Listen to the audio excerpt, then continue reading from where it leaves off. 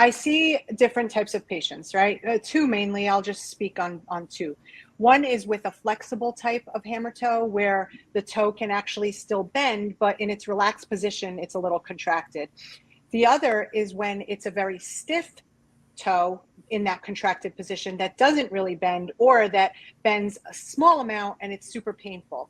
Usually those are associated with like arthritic conditions and much more like later in life, or even after trauma sometimes. Mm-hmm. So with the different types of hammer toes, you know, in my practice, I have a very individualized type of care plan for each of those patients, and it's not a one size fits all. So what I like to do is really assess the patient, the types of shoes that they wear, the types of activity that they do, and also where they are in their life.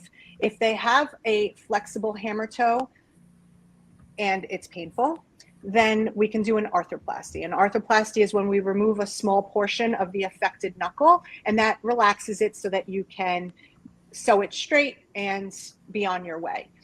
If it's a crooked and very stiff and arthritic joint, I tend to like to do an arthrodesis. Arthrodesis is where we actually fuse the knuckle. So we remove that little portion, that's that contracture, and then we fuse it together. So I say to my patients in a cute way, I'm going to trade you a stiff crooked toe for a stiff straight toe.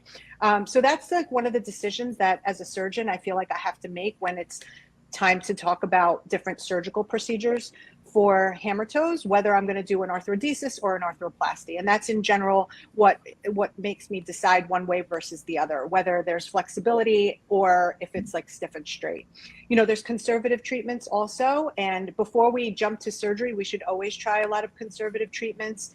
A lot of these little gadgets that you just referred to, Amazon, I tell patients, I don't think that a lot of them can hurt really, but they're not really helping. They're not going to help you to like reverse what you got. When the bone and the toe is in this position, it's really not going to make it straight again. It might help to keep things loose and limber. It might help to just feel good because you're being stretched out, in which case go ahead and use it. I wouldn't spend a lot of money. And also don't expect that this thing is going to reverse your hammer toe.